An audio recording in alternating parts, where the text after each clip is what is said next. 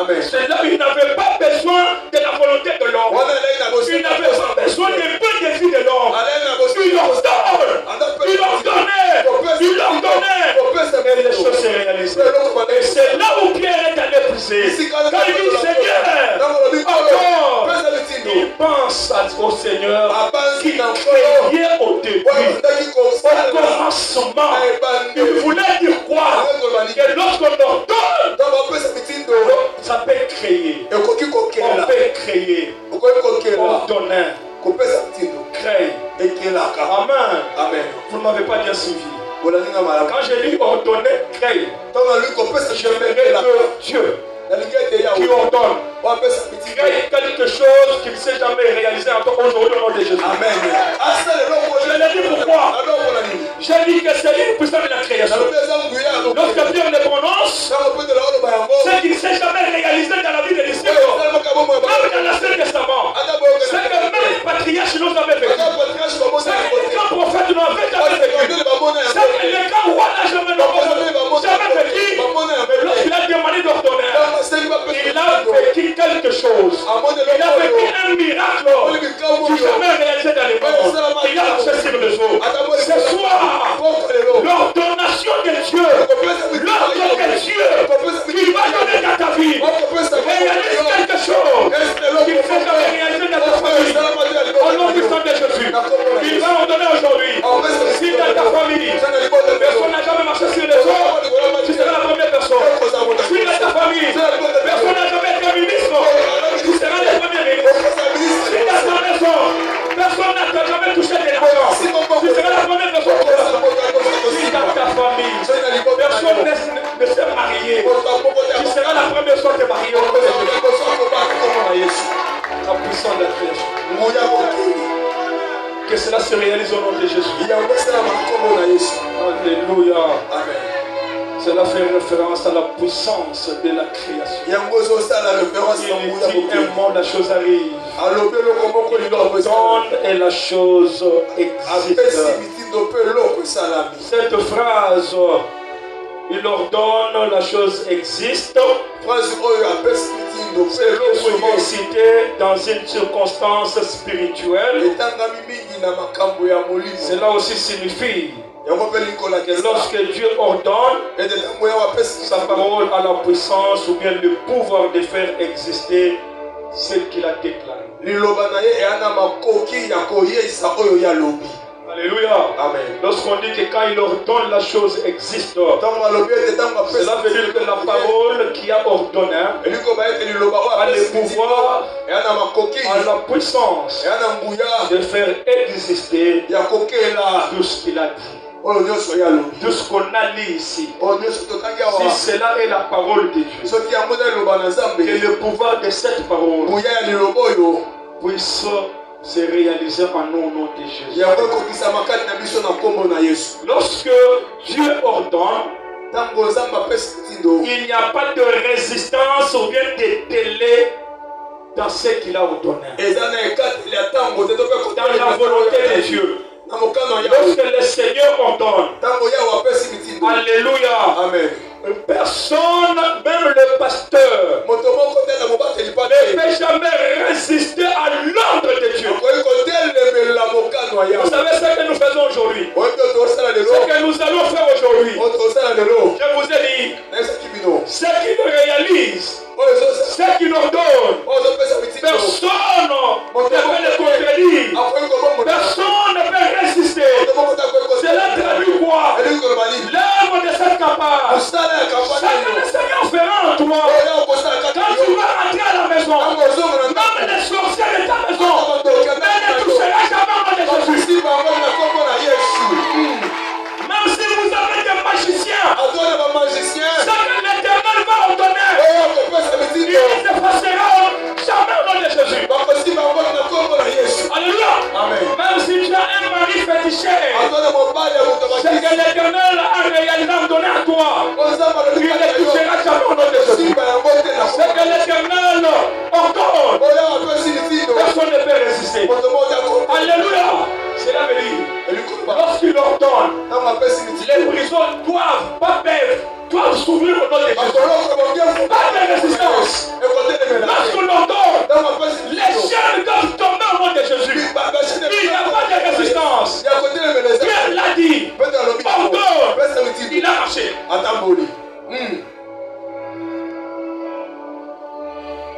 Je vais créer la foi en toi. N'écoutez plus jamais. À partir de cette campagne, ne me dis jamais. C'est problème à beaucoup de traîner. C'est problème à beaucoup de traîner. J'ai des solutions. Non. Aujourd'hui c'est fini. Dans le nom de Jésus. Lorsque le Seigneur ordonne, pas de résistance. Le monde des ténèbres. Lorsque l'Éternel ordonne, ils obéissent. Lisez la Bible. Lisez l'histoire d'Israël. Israël doit quitter l'Égypte vers la terre promise. Ils arrivent vers la mer Rouge. Pas les débits et là, mais pas la fin. Ils vont sauter comment? Dieu. Il ordonne que la mer, c'est du tout est parti. Lisez la Bible. Pas même une seconde, la mer n'a douté. Pas même une seconde, la mer n'a douté. Lorsque l'Éternel a ordonné à la mer, divise-toi. Elle s'est divisée.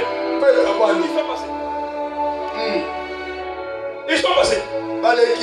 Pas de résistance. Ce que Dieu a ordonné les vendredis en toi. Ce qu'il a ordonné hier en toi. Ce qu'il ordonne aujourd'hui en toi. Personne ne va se résister. Ça va se réaliser au nom de Jésus. Et que cela se réalise au nom de Jésus. Amen. Cela veut dire, si tu avais mal aujourd'hui, maintenant même, si tu avais mal, maintenant même, le Seigneur ordonne que le mal termine. C'est terminé déjà au nom de Jésus. Commencez à réaliser. Celui qui était malade, s'il est là, le Seigneur a ordonné que ta maladie finisse au nom de Jésus. Pas de résistance. Et c'est fini au nom de Jésus. Alléluia. Ce qui est ordonné, et surtout par Dieu, ça se réalise instantanément. Je vais vous dire quelque chose. Le concept d'ordonner la chose existe. C'est un concept qui souligne des choses encore. Quand on dit il ordonne, la chose arrive. Cela souligne la toute-puissance de Dieu. Et cela souligne la souveraineté de Dieu. Alléluia. Amen. C'est quand Dieu dit, il dit quelque chose, il ordonne quelque chose et cela se réalise. Pourquoi? Il dit pourquoi? Parce qu'il est souverain. Parce qu'il est puissant. C'est dans sa toute puissance qu'il le dit. Et c'est dans sa souveraineté qu'il le dit. C'est-à-dire, si tu veux échouer, tu dois douter. Si tu veux réussir, tu dois croire. Tu dois croire que ce que Dieu a ordonné, il est souverain. Il ne demande pas aux démons de votre vie. Il ne demande pas aux sorciers de votre quartier. Quand il décide, quand il ordonne, indépendamment de leur volonté, indépendamment de leur volonté, qu'il le veuille ou pas, il ordonne. Parce qu'il est puissant, il est souverain. Les dieux que vous êtes venus chercher, il est tout puissant, il est souverain. Alléluia. Quand il ordonne, il n'y a même pas une action supplémentaire. Je vais vous expliquer. Quand il ordonne, il n'y a pas un effort qu'il faut faire. Et certainement ça se réalise. Pourquoi j'ai dit que lorsque le Seigneur ordonne, il n'y a plus une action à faire. Il n'y a plus quelque chose à faire. Pourquoi? Parce que je peux être malade. S'il décide de me guérir, il me guérit. Je n'aurai pas besoin de médecin.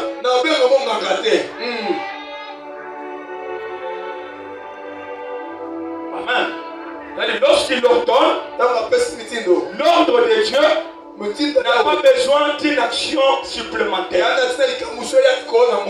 Amen. Il n'a pas dit à Pierre, tu veux marcher sur les eaux. Est-ce que tu as les quoi? Des sabotages, sauvetage, oui. Non, il n'a pas dit ça. Tu veux te jeter? Est-ce que tu pèses? Tu veux te jeter? Est-ce que tu as cette... Non, il dit, viens. Quand il donne l'ordre, il n'y a pas des actions contraires. Supplémentaires, il n'y a pas. Il donne l'ordre. L'ordre de Dieu sont les capacités des médecins. L'ordre de Dieu sont les capacités des pasteurs. C'est-à-dire qu'il va au-delà de la capacité du pasteur et du médecin. Vous ne comprenez pas? Amen.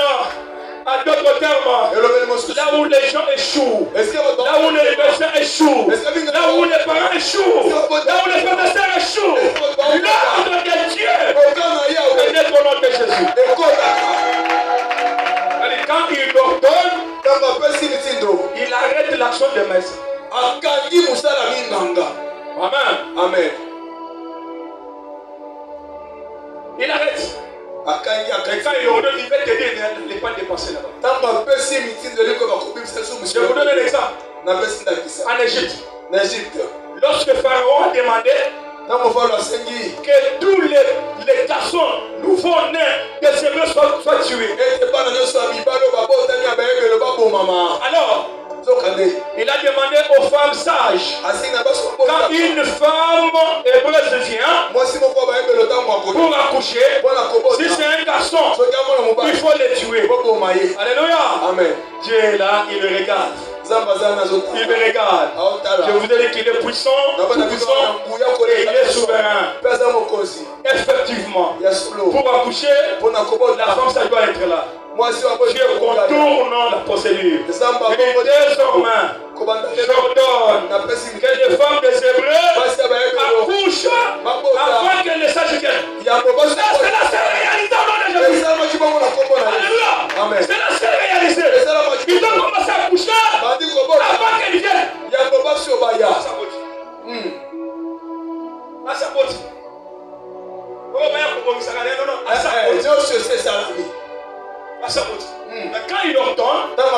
Quand il ordonne, il n'a pas besoin d'une action contraire.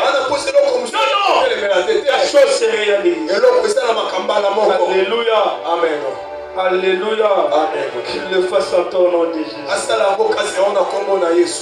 L'Éternel, quand il ordonne, la chose se réalise. Parce que sa simple déclaration suffit pour créer la réalité dans notre vie. Que cette parole se réalise et s'accomplisse dans ta vie au nom de Jésus. Alléluia. Amen. Et je vais citer. Vous savez, quand Pierre parle du Seigneur, c'est pas lui savait ce qu'il voulait dire Seigneur. Le Seigneur à la place du fantôme, traduit par Pierre. Le Seigneur, c'est tout simplement celui qui détient l'autorité, celui qui détient le pouvoir. Alléluia. C'est-à-dire, il l'a prononcé dans un seul terme, mais en lui, il savait que c'est celui qui détient l'autorité, celui qui détient le pouvoir. Seigneur, si c'est toi, ordonne que je vienne. Seigneur, c'est quelqu'un qui détient votre pouvoir, qui détient l'autorité sur votre vie. C'est celui qui a le pouvoir de vie et de mort sur nous. Alléluia.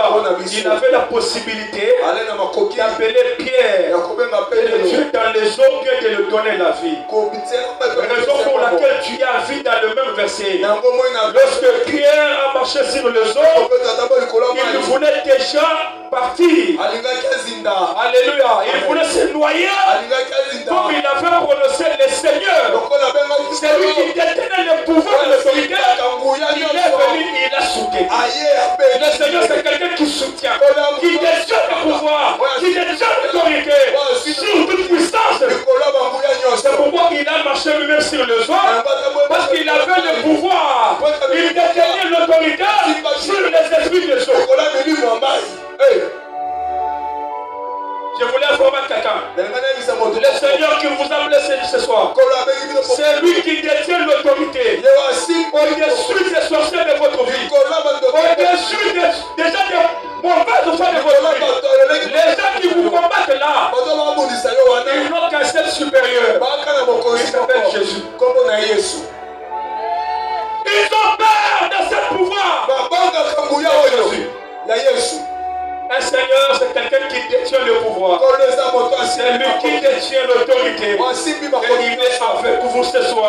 Alléluia.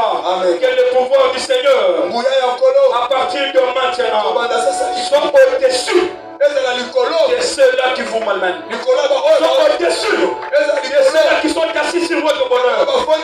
Soit au-dessus de ceux-là qui vous font plaire. Soit au-dessus des sorciers magiciens de votre famille. Parce qu'il détient le pouvoir. Alléluia. Alléluia. Amen. Il ordonne et la chose s'accomplit. Il ordonne et la chose s'accomplit. Et lorsqu'on dit ordonner, il faut savoir qu'il parle d'exiger. Il faut exiger. Alléluia. Amen.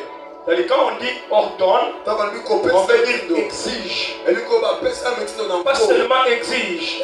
Ordonner veut dire imposer. Dans cette campagne, nous ne sommes pas venus les richesses. Non.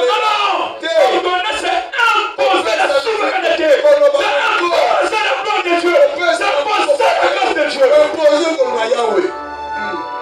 Alléluia. Vous êtes là dans cette église parce que le Seigneur doit imposer sa souveraineté en vous. Vous allez le constater quand vous allez rentrer. Tout ce qui vous était rebelle, ça va vous obéir au nom de Jésus. Tout ce qui était rebelle en vous, ça va vous obéir au nom de Jésus. Alléluia. Amen. Tout ce qui vous résistez, ça va vous obéir. Parce que ordonner veut dire imposer. Le Seigneur va imposer son droit de veto ce soir. Le droit de veto c'est quoi? C'est lorsque vous avez le pouvoir à vous seul de décider sur un problème. Et celui qui a ce pouvoir de décider, il s'appelle Jésus. Jésus impose. Tu n'as jamais vu? Il vient, il trouve un monsieur rempli des esprits, rempli de démons. Il pose. Toi les démons, quitte au nom de Jésus. Amen. Il impose. Il ne te demande pas. Ordonner, c'est imposer. Ordonner aussi, c'est mettre en demeure. Tel que nous sommes en train de faire. Si quand tu étais venu, cet esprit-là t'a suivi jusqu'aujourd'hui, Jésus le met en demeure pour quelques minutes. Il lui dit attention. Attention, il te reste quelques minutes, tu vas subir la sanction. Il m'a demeure les démons, il m'a demeure les esprits, il m'a demeure le corps, il m'a demeure au nom de Jésus. Amen. Mettre en demeure les gens au lobby, c'est-à-dire ordonner ça pour Kébissa. C'est-à-dire à ce moment-là, au moment où tu as la campagne, comme dans les locaux, il était Kéba, aussi pas Yesus, aussi qui. Alléluia. Amen. Mettre en demeure. Alléluia. Amen. Ordonner. C'est commander. Amen. C'est commander. Ordonner. C'est utiliser son autorité sur son subalterne. J'ai beaucoup aimé ça. Ordonner, c'est utiliser son autorité sur le subalterne. Or, nous savons que tout le monde est subalterne par rapport à Jésus. Tous les esprits, les démons sont subalternes par rapport à Jésus. Je lisais la Bible, je voyais quelque chose me dire qu'il y a un seul nom, qui a été donné au sol. Un seul nom là,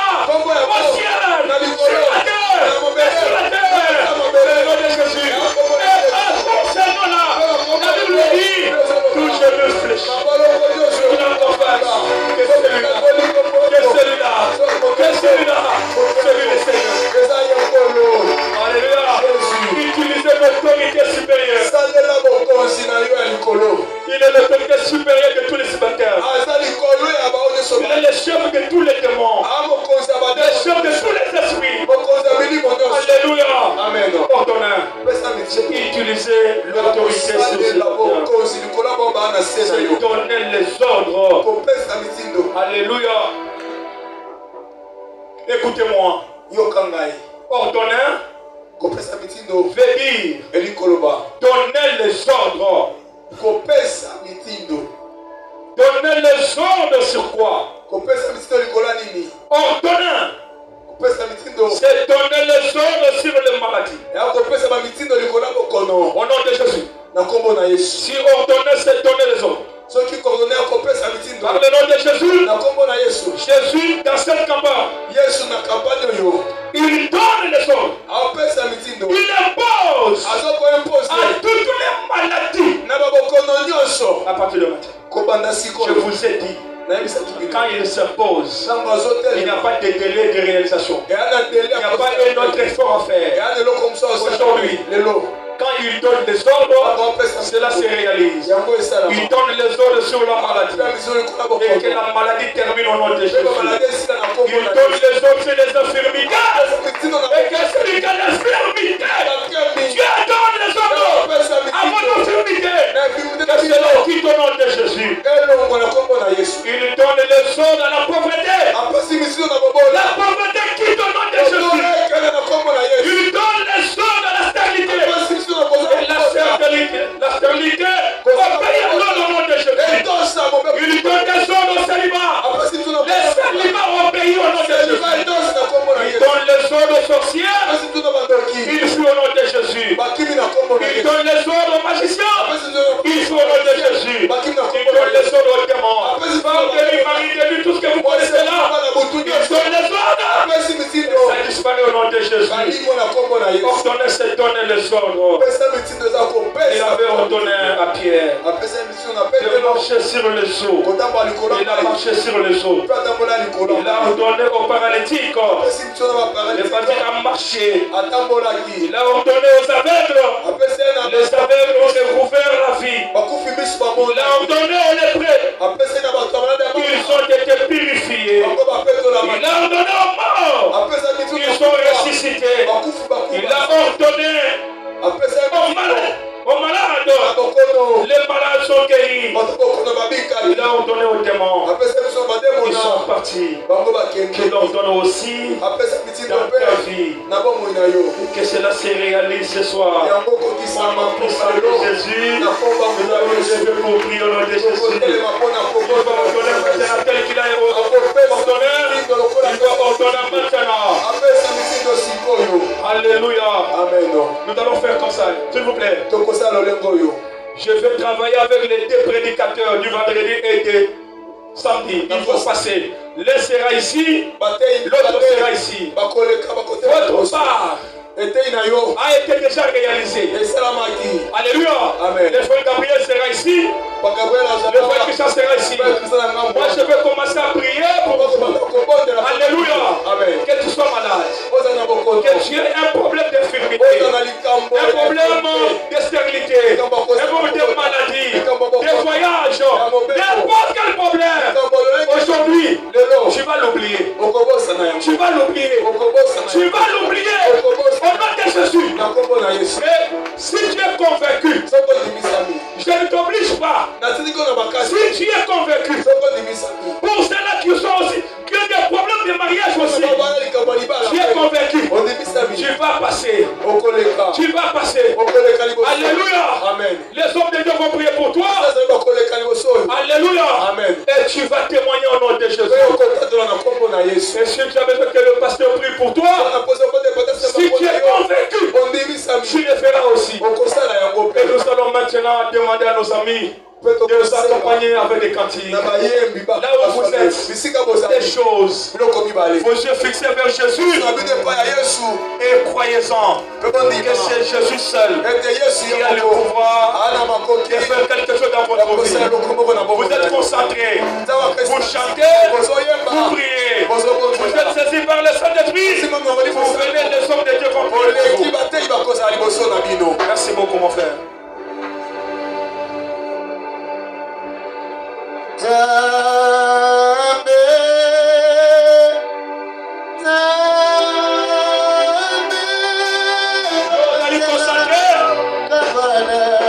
Yo, allez concentrer.